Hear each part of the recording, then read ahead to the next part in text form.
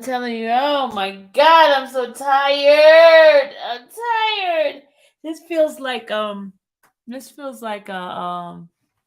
day we was up all night trying to wait for Lucy's um exit. Man, I've been sitting here, my butt hurt.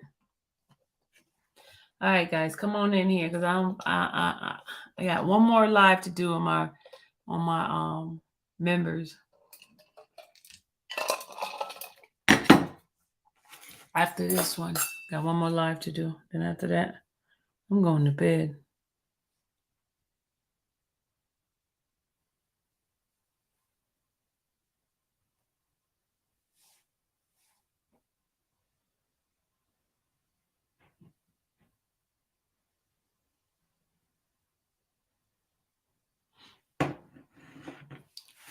No notification again? Something's going on. Steph. Oh, something going on.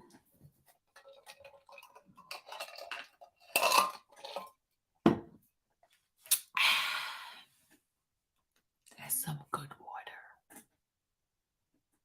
Come on, y'all. Let's get in here. Is this a member I want to see? Let me in, even though my symbol is gone. Oh, no, this is not members. This is not members. This is not members. I will be doing the members after this.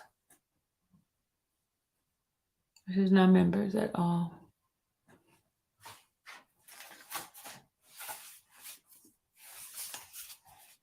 I did say that from now on, but only because DJ Mason asked me not to do it. Because he is the one who brought it to my attention about this. So I'll just do a not members thing. All right, guys. It's I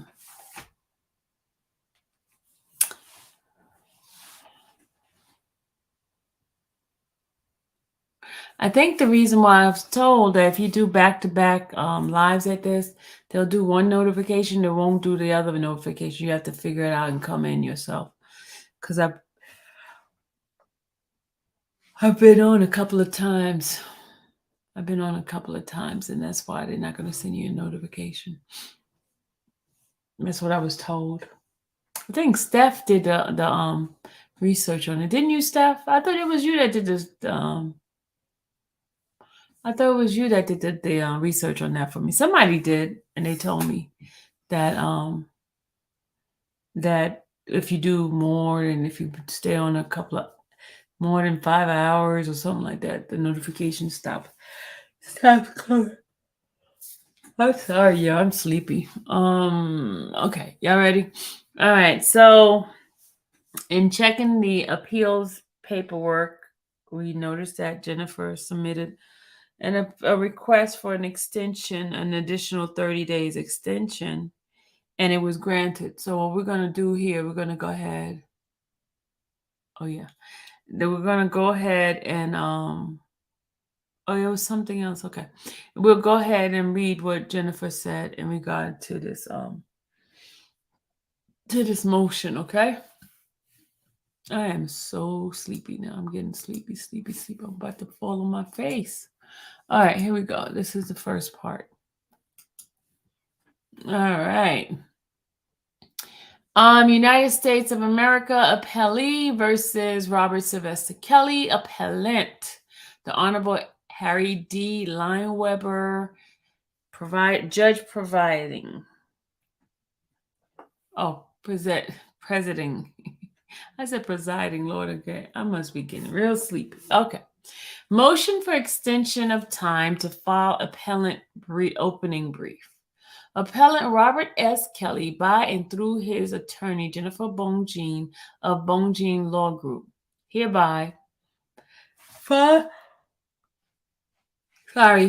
this motion for an extension of time to file appellant opening brief. In support thereof, appellant submits the attached declaration and states as follows.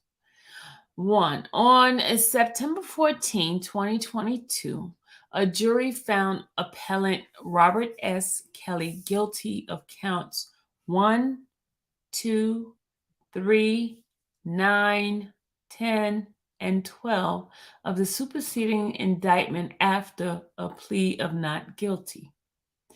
Counts 1, 2, and 3 were offenses in violation of 18 U.S.C. 2251A, and counts 9, 10, 12, and 12 were offenses in violation of 18 U.S.C. 2422B. The appellant was found not guilty on counts 4 through 8, 11, and 13 of the superseding indictment. Number 2, on February 16, 2023, the district court denied appellant's motion for judgment of acquittal pursuant to Federal Rule Criminal Procedure 29 and motion for a new trial pursuant to Federal Rule Criminal Procedure 33. Number 3, on February 23rd, appellant was sentenced to 228 months on one count, 2 and 3 to run concurrent to all other counts, and his 30-year sentence in the USA versus Kelly 19 CR 286 EDNY, 12 months 12 months of count 1, 2, and 3 to run concurrent to all other counts, but consecutive to sentence in USA versus Kelly 19 CR 286 NY. 180 months on counts 9 and 12 to run concurrent to all counts and sentence in USA versus 19 CR 286 EDNY, and 120 months on counts 10 to run concurrent to all counts and his sentence in US versus Kelly 19 CR 286 EDNY. Number 4, judgment was entered on March 7, 2023. Number 5, notice of appeal was timely filed on March 9, 2023. Number 6, on March 9th, 2023, this court ordered the transcript information sheet to be filed on March 23rd and the opening brief to be filed on April 18th, 2023. Number 7, the docketing statement was filed on March 14, 2023. The transcript information sheet was filed on March 22nd, 2023, with an amended version filed on March 24th, 2023. Number 8, on April 7th, appellant filed his first motion for an extension of time to file his brief, which was granted that same day. Number 9, undersigned counsel received all transcript totaling over 4,000 pages on April 14, 2023. Number 10, on May 5th, 2023, undersigned counsel sought a 45-day extension of time until July 3rd to file an opening brief. This court granted appellant motion. 11, appellant is now seeking a 30-day extension of time until August 2nd, 2023 to file an opening brief pursuant to Local Circuit Court 26, where undersigned counsel is unable to adequately consult with her client prior to the current due date, and she engaged in an exceptional amount of other litigation fully explained in counsel's attached declaration. Number 12, this is appellant's third request for an extension to file of time to file his opening brief. Number 13, government has no objection to this motion. Declaration of Jennifer Bonjean. Jennifer Bongine, of full age and having been duly sworn according to law, hereby declares the following. 1. I am an attorney licensed to practice in the state of Illinois, United States District Court of Northern District of Illinois, and Court of Appeal for the Seventh Circuit. Number 2. I am the owner and founder of Bongine Law, PLLC, with offices in New York at 750 Lexington Avenue, 9th floor, New York, New York 10022, and in Illinois at 53 West Jackson Boulevard, Suite 315, Chicago, Illinois 60604. 3. I submit this declaration in support of appellant's motion for an extension of time to file his opening brief pursuant to Local Circuit Rule 26 and Federal Rule of Appellant Procedure 26B. Number 4. The Bongine Law Group is a boutique law firm comprised of myself, one managing partner, and one part-time paralegal.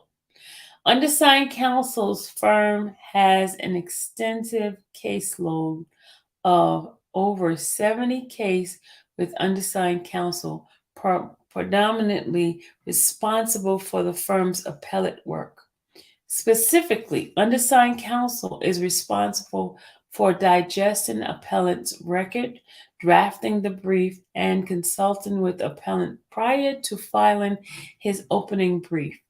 Due to undersigned counsel's engagement with other litigation that predate the judgment entered against appellant in this manner, she is unable to complete appellant's brief by July 3rd, 2023.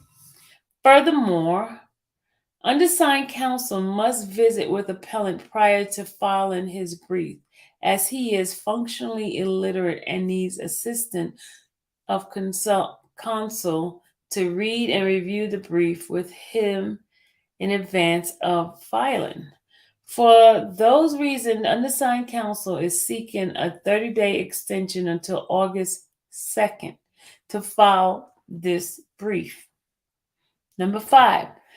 The professional obligations set forth below are not an exhaustive list. However, those identified require a substantial amount of work and have undersigned counsel working 80 hours a week, 80-hour weeks, and limited undersigned counsel ability to visit appellant who is housed in North Carolina.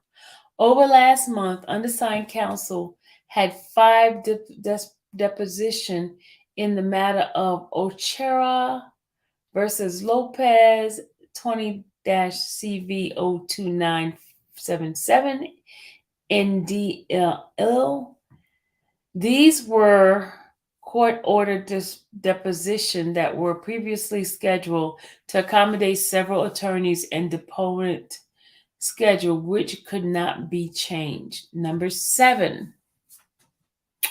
Undersigned counsel was in the state of Illinois on June 8, 2023 for an in-person ruling on a motion for a new trial in People v. Tyrone Smith, 17-CR1558401, in the state of California on June 9, 2023 for a conference in the matter of Jane Doe versus Weinstein, 23 SMCV00591. Number 8. During the week of June 12th, undersigned counsel had no fewer than 9 separate criminal or civil hearings and conferences to participate in, which limited her ability to schedule a prison visit, which can only be conducted Monday through Friday from 8 a.m. to 3 p.m. Number 9. During the same week, undersigned counsel was preparing for two hearings which were scheduled to take place in Illinois on June 20th and June 21st. On June 20th, undersigned counsel was supposed to have a third stage evidentiary hearing that stemmed from a 1981 murder case. The conviction was remanded on June 29th, 2020. Oh, she messed up the date, y'all.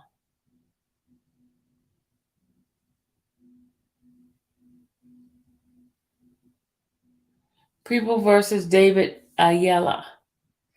Again, case number. Although the matter did not proceed to the hearing on the scheduled date, undersigned counsel client was flown to Illinois from Utah, and she needed to present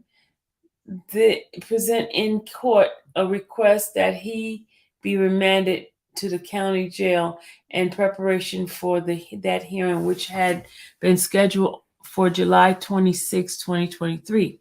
Undersigned counsel was not aware until June 14, 2023, that the hearing was not proceeding as scheduled as she was preparing until she found out. Number 10. Additionally, undersigned counsel had a hearing to litigate young blood and discovery violation scheduled to commence on June 21st, 2023 in the People of the State of Illinois versus Tyrone Clay, 12 CR 03080. Undersigned counsel's client was arrested in 2012 for an alleged shooting of a police officer, and his case had been pending pretrial for 12 years. Undersigned counsel and her partner, who were new to the defense team, were actively preparing for this hearing, which involved extensive review and 12 years of discovery. The city of Chicago retained private attorney in mid-February to review and produce large amount of discovery, which had been previously withheld from the defense. In less than 4 months, the attorneys retained by the city of Chicago billed approximately $500,000 for the same task conducted by undersigned counsel and her partner pro bono. Furthermore, undersigned counsel had several prosecutors and police officers subpoenaed to testify on June 21st, 2023, which required a great deal of preparation. On the night before the hearing, undersigned counsel was informed by the state that they intended to dismiss all charges. A significant amount of time and work went into preparing for that hearing, which prevented her from focusing on the present appeal. Number 11, while preparing for the above-mentioned hearing, undersigned counsel filed a reply brief on June 19, 2023, in the matter of People versus Juan Rodriguez, 1-21-0907. This case is currently pending in Illinois Appellate Court for the First District and stems from 2004 murder conviction. Number 12. Furthermore, and significantly, undersigned counsel has a brief due to the United States Court of Appeal on 8th Circuit, United States versus James Timothy Norman, 23-1473. This case stems from an alleged murder for hire and conspiracy to commit murder for hire from March 14, 2016. Following 9 days jury trial on September 16, 2022, defendant Norman was found guilty of conspiracy to commit murder to hire charge in one count of the superseding indictment, murder to hire as charged on count 2 of the superseding indictment, and conspiracy to commit mail and wire fraud as charged in count 3 of a superseding indictment. On March 2nd, 2023, appellant was sentenced to life on each count 1 and 2 and 240 months on counts 3, as such term to be served concurrently. Judgment was entered that same day. Appellant's brief is due on July 6, 2023, and undersigned counsel is traveling to Brewston Mills, West Virginia today, June 26, to meet with her client in advance of filing. These travel plans have been solidified once since May 30th, 2023. Number 13, undersigned counsel filed above mentioned brief as she has to turn her attention on opening brief due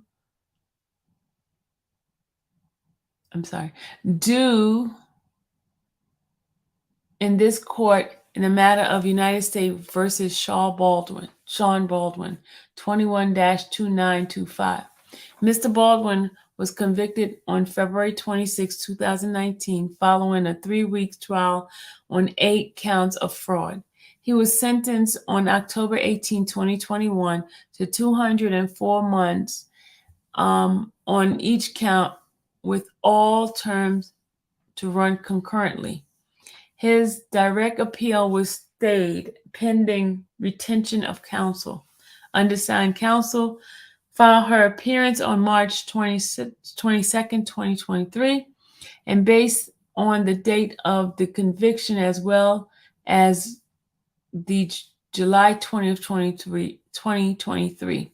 Deadline for submit appellant Baldwin brief, counsel must prioritize the brief next. Number 14, importantly, as previously stated, appellant Kelly is functionally illiterate to counsel, must confirm with him in person for extended period of time to read and review the brief submitted on his behalf. Due to the extensive obligation set forth above, undersigned counsel is unable to do so before July 3rd. This proved even more difficult where undersigned counsel reside in New York while appellant is now in North Carolina. Granting undersigned counsel motion for an extension will give her the opportunity to visit appellant and have meaningful discussion with him regarding his pending appeal. Number 15, the Sixth Amendment guarantee a criminal defendant the right to effective assistance of counsel on his first appeal as a right. Vineyard versus United States. As the United States Supreme Court has held, the need for forceful advocacy does not come to an abrupt halt as the legal proceeding move from the trial to appellant stage. Both stages of the prosecution, although perhaps involving unique legal skill, require careful advocacy to ensure that the right are not foregone and the substantial legal and factual argument are not inadvertently passed over.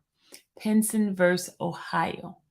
16. With these principles in mind, undersigned counsel needs adequate time to consult with appellant in order to competently represent him on direct appeal.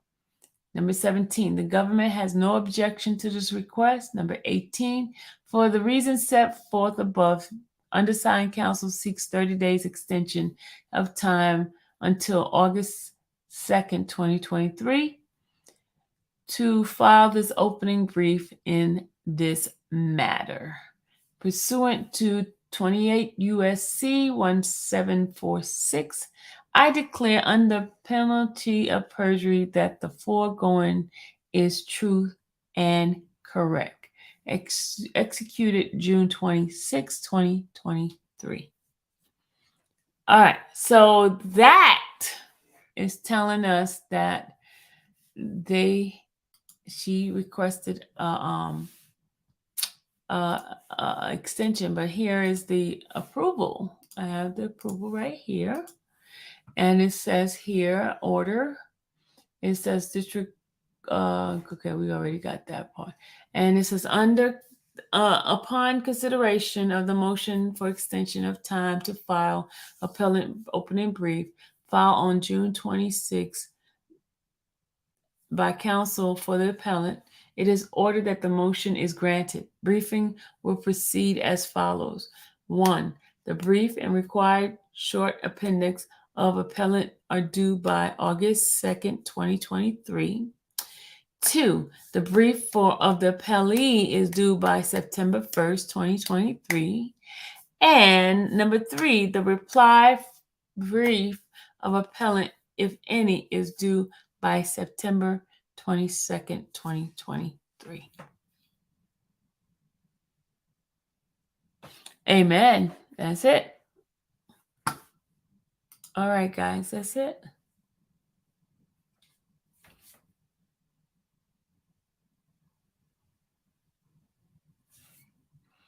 All right. Any question? I'm about to go to sleep after this one more live, and I'm going to go to sleep.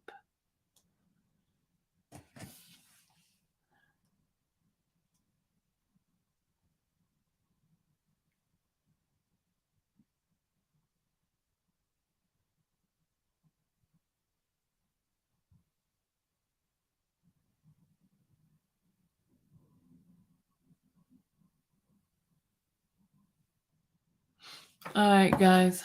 I'm going to one more and I'm going to sleep. All right, I'll see you guys later. That is it for this. Hit the like button, share, and I'll see you guys. I'm getting off later. One more live for my members, okay?